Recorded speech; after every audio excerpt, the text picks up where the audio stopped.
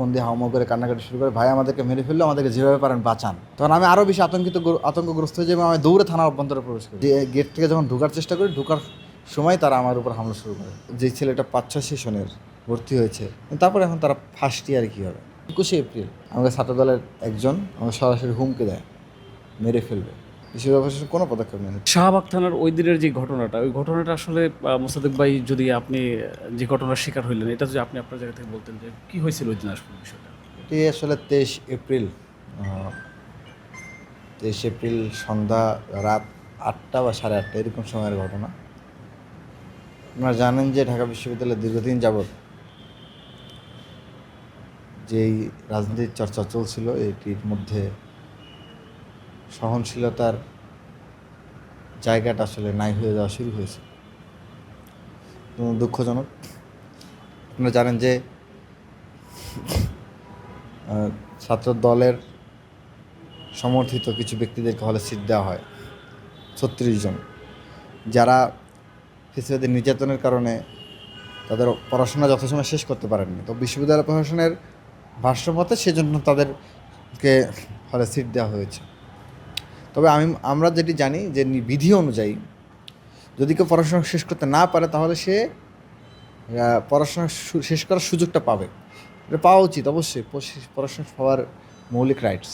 কিন্তু এখানে যেই সংকটটা আমরা দেখতে পাচ্ছি এই বিষয়টার মধ্যে, যে আপনি জানেন ঢাকা বিশ্ববিদ্যালয় আবাসিক বিশ্ববিদ্যালয় নয়, এখানে সবার জন্য সিট নাই। এবং সিটে থাকার নীতিমালা হচ্ছে কেবলমাত্র নিয়মিত শিক্ষার্থীর হলে সিট থাকতে পারবে, এবং নিয়মিত এবং আরও বেশ কিছু নিডি বা অন্যান্য বিষয়গুলো আছে। তো সেই জায়গা থেকে আমরা দাবি জানিয়েছিলাম যে যাতে সিটগুলো নিয়মিত বেসিসে দেওয়া হয়। এবং যেই 36 জন সিট দেওয়া হয়েছে, দেওয়ার চেষ্টা করা হয়েছে, তখনও সিট দেওয়া হয় নাই নিয়াজ স্যারের সময়।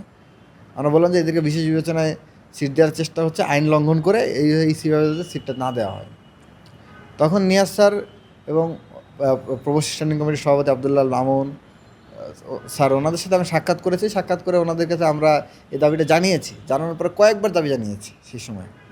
এবং এক পর্যায়ে সিদ্ধান্ত হয়েছে যে এদেরকে আপাতত সিট দেওয়া হবে না, শুধুমাত্র তাদেরকে পড়াশোনার সুযোগ দেওয়া হবে এবং আপাতত একটি তদন্ত কমিটি করা হবে। সেই কমিটির মাধ্যমে সিদ্ধান্ত হবে যে এদেরকে সিট দেওয়া হবে কি হবে না।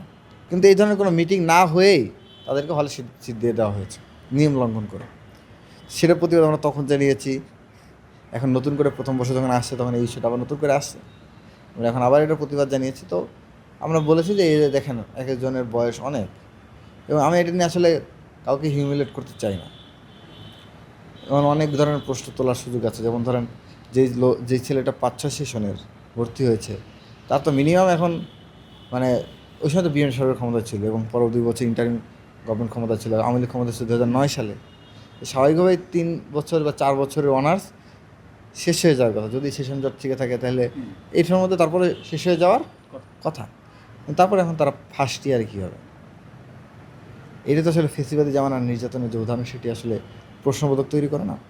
আবার একজন ঝলক মিয়া নামে একজনকে সিট দেওয়া হয়েছে, এটা ফজলুল হক মুসলিম হলে ঘটনা ঘটেছে। তিনি 5-6 সেশনে, তিনি 2008 সালে আপনার ক্যান্টিনে ফাও খাইতে যেয়ে মারামারি করতে যে বহিষ্কার হয়েছিল বলে নিউজে আমরা দেখতে পেয়েছি, নিউজ প্রমাণ আছে।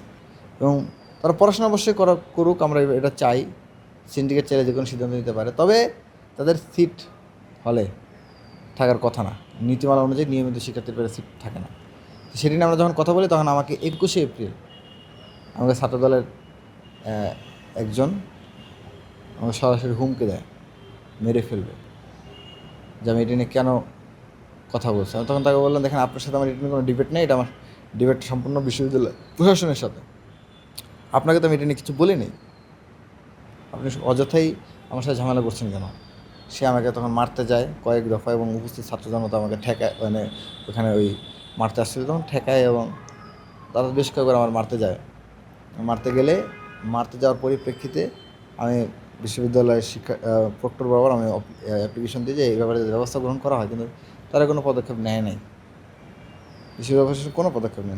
আর 23 তারিখ যে ঘটনা হয়েছে, আমরা এর মধ্যে আমাকে কয়েকবার ইনডাইরেক্টলি ডিরেক্টলি হুমকি দেওয়া হয়। আমি যখন এটা নিয়ে কথা বলা শুরু করি, তার আগে থেকে, সেদিন থেকেই আর কি, দফায় দফায় বিভিন্ন মাধ্যমে হুমকি দেওয়া হয় যে আপনি মানে যে কোনো মুহূর্তে যে কোনো কিছু ঘটে যেতেও পারে। তো এরকম একটা পরিস্থিতি। আমি তখন বললাম যে মানে আমরা 23 তারিখ বিকেলের দিকে আমরা ফজিলতুন্নেসা হল এবং কুয়েত মৈত্রী হল, বাংলাদেশ কুয়েত মৈত্রী, এই 2 হলে আমরা এসি বিতরণ করতে গিয়েছিলাম ডাকসুর পক্ষ থেকে। রিডিং রুমে এসি লাগানোর যে সিদ্ধান্ত আমরা ডাকসুর পক্ষ থেকে নিয়েছি, এবং আমরা নিজেরা এটা বিশেষ করে ফান্ড কালেক্ট করে আমরা করেছি। তো এটা যাওয়ার পরে আমরা সেখান থেকে ওখানে বসে আমরা দেখি যে একটা ফটো কার্ড ছড়ানো হচ্ছে, যেটি হচ্ছে তারেক রহমানের, প্রধানমন্ত্রী তারেক রহমানের কন্যা জামা রহমানকে নিয়ে খুবই কুরুচিপূর্ণ নেতিবাচক একটি ফটো কার্ড, এবং যার নাম ছড়ানো হচ্ছে সে আবার দাবি করছে যে এডিটেড।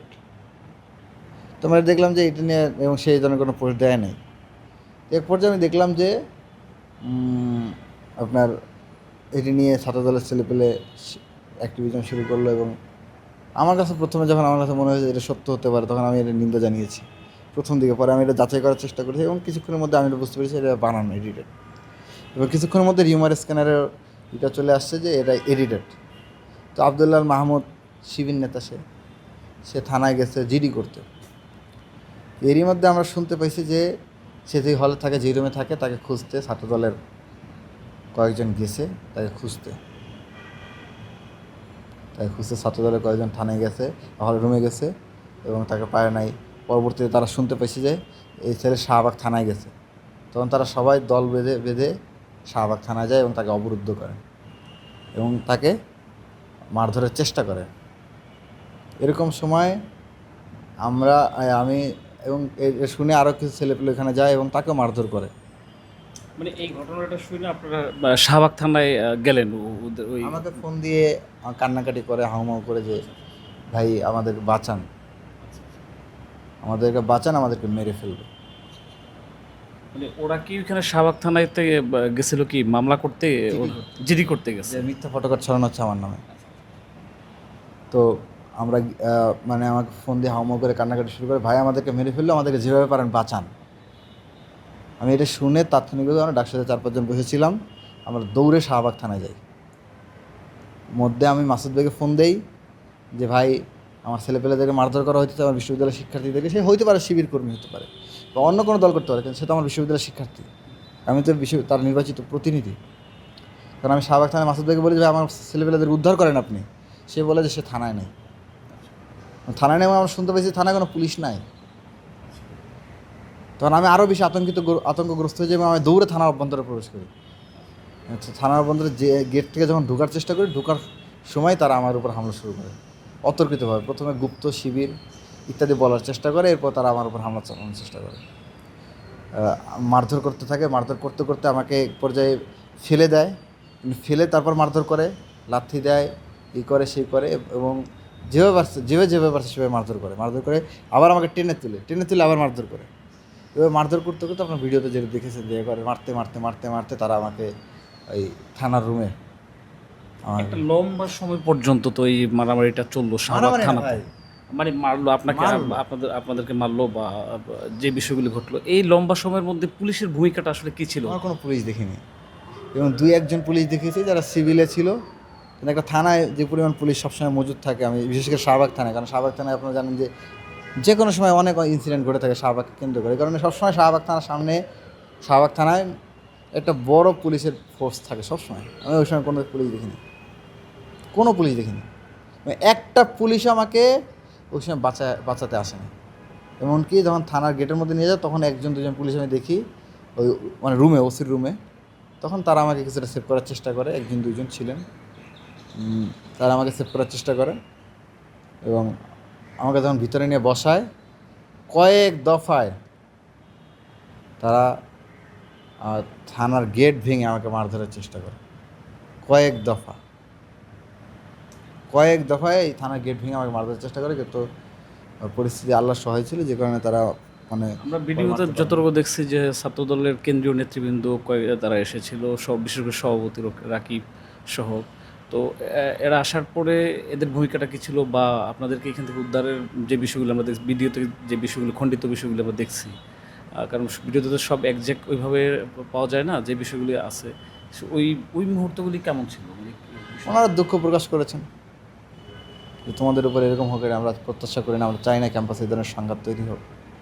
ওনারা আমাদের জায়গা থেকে দুঃখ প্রকাশ করছেন, এবং থানা থেকে বের হওয়ার সময় তো যাতে তাদের নেতাকর্মীরা উগ্র না হয় মানে দীর্ঘ সময় পরে আর কি, যখন মানে মারামারি মোটামুটি থেমে গেছে, তারা ওই সময় দুঃখ প্রকাশ করেছেন এবং তারা ওই সময় পরিস্থিতিটা শেষ মুহূর্তে ট্যাকেল দেওয়ার চেষ্টা করেছেন। আমরা একটা লম্বা সময় পর্যন্ত ঢাকা বিশ্ববিদ্যালয় কেন্দ্রিক গণরুম কিংবা যে ছাত্র রাজনীতির যে কুৎসিত বীভৎস চিত্র, সেগুলো আমরা দেখতে পাইছি। কিন্তু এই ২৪-এর গণঅভ্যুত্থান যে ছাত্রদের নেতৃত্ব হইলো এবং সেখানে ছাত্রদল এবং ছাত্র শিবির সকল রাজনৈতিক দলগুলি একেবারেই যারা আওয়ামী জোটের মধ্যে ছিল এরকম দল ব্যতীত সবাই এই আন্দোলনে ছিল। তো ২৪-এর গণঅভ্যুত্থান পরবর্তী সময়তে সেম এই বিষয়গুলি আমাদের সামনে আমরা দেখছি ঢাকা বিশ্ববিদ্যালয়ে বিশেষ করে ইদানিংকালে ছাত্র শিবির এবং ছাত্রদল একেবারে মুখামুখি একটা অবস্থায় ক্যাম্পাসগুলিতে। এইটা আসলে আপনি একজন জুলাইয়ের সম্মুখ সারির নেতৃত্ব আপনারা দিয়েছেন। আপনার কাছে কি মনে হয় যে আসলে এই বিষয়টা কেন আমাদের সামনে আবার কেন এই বিষয়গুলি ফিরতেছে? আমাদের জন্য অত্যন্ত দুঃখজনক যে এই ধরনের সংঘাতগুলো ছাত্রলীগ পিছন থেকে তারা কোঅর্ডিনেট করতেছে এবং তারা পিছন থেকে তাদের যে চেষ্টা যে জুলাইয়ের শক্তিগুলোর সাথে মারামারি লাগুক, তারা সেই প্রচেষ্টা তারা পিছন থেকে চালাচ্ছে এবং তারা সফল হয়েছে। তার দৃঢ় প্রসেসের মধ্যে দিয়ে সফল হয়েছে এবং আজকে হয়তো বিএনপি ছাত্রদল ক্ষমতায় আছে, তারা মনে করছে তারা ক্ষমতার অনেক ঊর্ধ্বে চলে গিয়েছে, প্রশ্নের অনেক ঊর্ধ্বে চলে গিয়েছে, এরকম মনে করছে অনেকে এবং তারা অনেক অসহিষ্ণু হয়ে উঠতেছে। তার ফলশ্রুতি আমরা বিভিন্ন জায়গায় দেখতে পাচ্ছি। এটা আমাদের জন্য আসলে অনগ্রেড। জুলাই পরবর্তী বাংলাদেশে আমরা এই ধরনের বিষয়গুলো পুনরায় ফিরে আসবে এটা আমরা প্রত্যাশা করি। একটা বিষয় বা ছাত্রদলের পক্ষ থেকে প্রায়শই যে অভিযোগটা করা হচ্ছে যে গুপ্ত রাজনীতি শিবিরের, স্পেসিফিকভাবে যদি আমি আপনাকে জিজ্ঞেস করি, আপনি আপনার রাজনৈতিক বা এই ছাত্র জীবনে আপনি এই সময়ের মধ্যে আপনি কি কখনো শিবিরের সাথে ইনভলভ ছিলেন সরাসরিভাবে? দেখুন, জুলাই পরবর্তীতে আমাদের ম্যান্ডেট ছিল যে আমরা ক্যাম্পাসে শিক্ষার্থীদের প্রত্যাশা ছিল যে তারা এই রাজনীতি চান না ক্যাম্পাসের অভ্যন্তরে বা হল অভ্যন্তরে। 17 জুলাই এটা নিষিদ্ধ হয়েছে হলগুলোতে এবং শিক্ষার্থীদের সম্মিলিতভাবে এটা করেছে এবং এখন যারা ছাত্রদল করছেন তাদের একটা উল্লেখযোগ্য সংখ্যক অংশ সে সময় এটার পক্ষে ছিলেন এবং তারা এটা নিয়ে অ্যাক্টিভিজম করেছেন। 17 জুলাই হোক বা 5 আগস্টের পরে হোক আন্দোলন করেছেন। তো সেই জায়গা থেকে আমি মনে করি যে তারা যে ছাত্র রাজনীতির জায়গা থেকে আমার কাছে মনে হয়েছে যে স্টুডেন্টের জায়গা থেকে কোনো রাজনৈতিক সংগঠনে আমার যুক্ত হওয়া এখন উচিত না, কারণ স্টুডেন্টরা চান না যে আমি কোনো পলিটিক্যাল সংগঠন ক্যাম্পাসে সেভাবে এক্সিস্ট করুক এবং বা আমি যুক্ত হয়ে ওই সময় শিক্ষার্থীদেরও যে প্রত্যাশা ছিল আমার প্রতি, সেই জায়গা থেকে আমি কোনো পলিটিক্যাল পার্টিতে 5 আগস্টের পরে যুক্ত হইনি। তো 5 আগস্টের পূর্ববর্তী সময়ে আমি এটা সবসময় বলি যে ক্যাম্পাসে আসার পরে আসার আগে আমি যে কোনো যৌক্তিক কর্মসূচিতে আমি যাওয়ার চেষ্টা করেছি। আমি জীবনে প্রথম টিয়ার শেলের আঘাত পাই 2018 সালের 5 আগস্ট ঢাকা বিশ্ববিদ্যালয়ের সমাজতান্ত্রিক ছাত্র ফ্রন্টের মিছিলে এসে। আমরা মিছিল হচ্ছিল, মিছিলে আমরা অংশগ্রহণ করি এবং মিছিলটা আপনার শাহবাগ মোড়ে এসে শেষ হয়। এ সময় পুলিশ হামলা চালায় এলে আমরা টিয়ার গ্যাস খাই এবং টিয়ার গ্যাস হামলা হয় পরে আমরা চারুকলার অভ্যন্তরে যে আশ্রয় নিই। আমার ফ্রেন্ড সার্কেলটা মিলে আমরা অংশগ্রহণ করেছিলাম। ক্যাম্পাসে আসার পরে আমি সমাজতান্ত্রিক ছাত্র ফ্রন্টের অনেক মিছিল অংশগ্রহণ করেছি, ছাত্র মৈত্রীর অনেক প্রোগ্রামে আমি গিয়েছি, ছাত্র ইউনিয়নের অনেক প্রোগ্রামে গিয়েছি। তারপরে ছাত্রদলেরও 5 আগস্ট পূর্ববর্তী সময় ছাত্রদলেরও অনেক প্রোগ্রামে আমি গিয়েছি, বিএনপির অনেক প্রোগ্রামে আমি গিয়েছি, তারপরে শিবিরেরও কোনো প্রোগ্রামে আমি গিয়েছি এবং এবং ছাত্রশক্তির প্রোগ্রামে আমি গিয়েছি। আমার কাছে যেটা যৌক্তিক মনে হয়েছে, আমি অনেক সাংগঠনিক প্রোগ্রামে গিয়েছি, তবে আমি কোনো সংগঠনের সাথে বর্তমানে ইনভলভ নেই।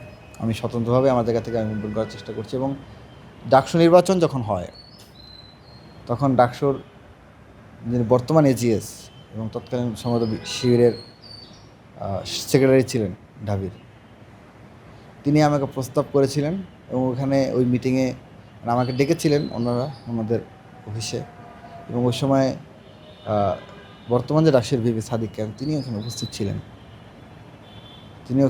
ছিলেন এবং উপস্থিত থাকার পরে তারা আমাকে প্রস্তাব করেছিলেন আমি যাতে এজিএস পদে নির্বাচন করি। মহিউদ্দিন খান এখনও জীবিত আছেন, তাকে জিজ্ঞেস করতে পারেন। তো তিনি আমাদের প্রস্তাব করেন যে আমি যাতে এজিএস পদে নির্বাচন করি। তো আমি এখানে ডিনাই করি এবং আমি আমার মতো স্বতন্ত্র জায়গা থেকে আমি লিটারেচার অ্যান্ড কালচারাল সেক্রেটারি পদে নির্বাচন করি এবং আমার স্বতন্ত্র ক্যাপাসিটিতে আমি জিতে আসি। এবং আমি এখন পর্যন্ত কোনো ছাত্র সংগঠনের সাথে ইনভলভ এখনও নই। আমি অনেকগুলো প্ল্যাটফর্মের সাথে যুক্ত ছিলাম। প্ল্যাটফর্মগুলো আমি এখনও পরিচালনা করি মাঝে মধ্যে আন্দোলনের বেসিসে। অনেক প্ল্যাটফর্মে আমি কাজ করি, যেরকম জুলাই ঐক্য আমার তৈরি করা প্ল্যাটফর্ম, এবং নামটাও শহীদ ওসমান হাদি ভাই দিয়েছিলেন। আমি ইনকিলাব মঞ্চের অনেক প্রোগ্রামে যাই এবং যারাই আমাকে ইনভাইট করে আমি যদি যৌক্তিক মনে হয় আমি সেখানে যাওয়ার চেষ্টা করি। এই সামনের দিনের এই সিচুয়েশনগুলি আমরা একদিকে দেখছি সংসদের মধ্যে সরকারি দল এবং বিরোধী দল তারা ঐক্য করে সংসদ পরিচালনা করার দিকে আগাচ্ছে। বিশেষ করে চলমান দেশের সংকটগুলি অনেক ক্ষেত্রেই আমরা দেখেছি যে বিরোধী দল ওইভাবে কথা বলছে না, বরং সরকারি দলের সাথে সমন্বয় করেই তারা চলছে। তো একদিকে সংসদের মধ্যে সরকারি দল বিরোধী দল সমন্বয় করছে, আবার সেই দলগুলিরই ছাত্র সংগঠনগুলির ক্যাম্পাসগুলিতে একটা বিশৃঙ্খল পরিস্থিতি তৈরি হচ্ছে। তো এই যে সংসদ আর শাহবাগ, এই দুইটার চিত্র যে দুই রকম, আসলে এটার সামনের পরিস্থিতিগুলি কোন দিকে যাবে আপনার মনে হয়? যে এই সহিংসতাগুলি কি আরও ক্যাম্পাসগুলিকে উত্তপ্ত করবে বলে মনে হয় আপনার? দেখুন, সংকট যখন তৈরি হয় তখন আমি বাংলাদেশের প্রধানমন্ত্রী তারেক রহমানের প্রতি আহ্বান জানিয়েছিলাম যে আপনি এই যে সংকট তৈরি হয়েছে সেই সংকট নিয়ে লুকোচুরি না করে জাতির সামনে খোলাসা করেন, এবং খোলাসা করে সর্বদলীয় অল পার্টি মিটিং ডাকেন। মিটিং ডেকে আপনারা সবাই মিলে বসে ঐক্যবদ্ধভাবে এই সংকট মোকাবেলা কাজ করেন। কারণ এটা কিন্তু করোনা প্যান্ডেমিকের মতো আর একটা মহামারী বা আর একটা সংকট, এটা বৃহৎ সংকট। আপনার একসাথে বসে এটা পরামর্শ করে নিজেরা ঐক্যবদ্ধভাবে এটা সমাধান করেন। তো অবশেষে যেভাবে হোক, হয়তো আমার আহ্বানে হোক বা নিজেরাই চিন্তা করে হোক, যেভাবে হোক, এখন তারেক রহমান সাহেব উনি অল পার্টি মিটিং ডাকার দিকে যাচ্ছেন। বিরোধীদের সাথে মিশে একসাথে কাজ করার চিন্তা করছেন, এটা নিঃসন্দেহে ভালো দিক। তো আরও ভালো হবে যে ছাত্রদলকে সামলে ক্যাম্পাসগুলোকে যাতে স্থিতিশীল করা হয়। ক্যাম্পাসের সংঘাত উস্কে দিয়ে পুরো সারা বাংলাদেশের ক্যাম্পাসগুলোতে সহিংসতা উস্কে দিয়ে যদি মানে ওই সংসদে ঐক্য করার একটা চেষ্টা হয়, এটা আসলে বুমেরাং হবে। ওই দিনের এই ঘটনা কেন্দ্রিক আপনারা মামলা করবেন কিনা, বা মামলা করলে সেটা কোন পর্যন্ত? যে আমরা মামলা করার প্রস্তুতি নিচ্ছি, আমরা মামলা করবো ইনশাআল্লাহ, এবং আমরা যথাযথ আইনি পদক্ষেপে প্রক্রিয়ার দিকে আগাবো ইনশাআল্লাহ। আমরা একেবারেই শেষ দিকে চলে আসছি। আপনার শারীরিক অবস্থা এখন কেমন, এবং আপনার সাথে ডাকসুর আরেকজন নেতা, আমাদের ডাকসুর আরেকজন নেতা এবি জোবায়ের, ওনার শারীরিক অবস্থা, আপনাদের দুজন শারীরিক অবস্থা এখন কোন পর্যায়ে আছে? এবি জুবাইয়ের অবস্থা তো আপনারা জানেন, অনেক মারধর করে। এখন ওর শরীরে ব্যথা আছে, তবে ও গতকাল রাতে হলে ফিরে গেছে। এবং আরও দুইজন আহত ছিল এখানে, আলভি এবং তানজিম, বিশ্ববিদ্যালয় শিক্ষার্থী, তারাও এখন হলে ফিরে গেছে। আর আমি এখনও আমার শরীরে ব্যথা, আমি পুরোপুরি স্টেবল, যদিও সুস্থ তার দিকে, তবে এখন আমার শরীরে ব্যথাটা থাকার কারণে আমি এখন এখানে রেস্ট নিচ্ছি, এখন হলে যাইনি। আমাদের মামলার প্রস্তুতি চলছে, আমরা সন্ধ্যায় বা সন্ধ্যার পরে মামলা করতে পারি। মামলা করলে এরপরে আমরা মামলা করার পরবর্তীতে আমরা পরবর্তী পদক্ষেপ বা চিন্তা ঘোষণা করব। দর্শক, আমরা কথা বলছিলাম ডাকসুর সাহিত্য এবং সাংস্কৃতিক বিষয়ক সম্পাদক মোসাদ্দেকের সাথে। আপনারা জানেন যে গত পরশুদিন একটি বীভৎস ঘটনার সাক্ষী হয় গোটা জাতি। শাহবাগ থানার ভিতরে একটি সহিংসতার শিকার হন তারা, এবং দুই রাজনৈতিক দলের ছাত্র সংগঠনের মধ্যে এই সিচুয়েশন এমন পরিস্থিতি চলে যায় যেটা গোটা জাতিকে ভাবিয়ে তোলে। এ পর্যায়ে আমরা কিন্তু এতক্ষণ কথা বলছিলাম ঢাকা বিশ্ববিদ্যালয়েরই মেডিকেল সেন্টার শহীদ গোলাম মর্তুজা, এই মেডিকেল সেন্টারে কিন্তু চিকিৎসাধীন অবস্থায় আছেন মোসাদ্দেক। তো ওনার সাথে আমরা কথা বলছিলাম। আমরা আশা করব এবং গোটা জাতি আশা করে যে এই ধরনের সহিংসতা ক্যাম্পাসগুলিতে চলুক, এটা কোনোভাবেই কাম্য নয়। এটি সারা দেশের মানুষের প্রত্যাশা। হাবিবুর রহমান সিদ্দিকী, মানবকণ্ঠ, ঢাকা।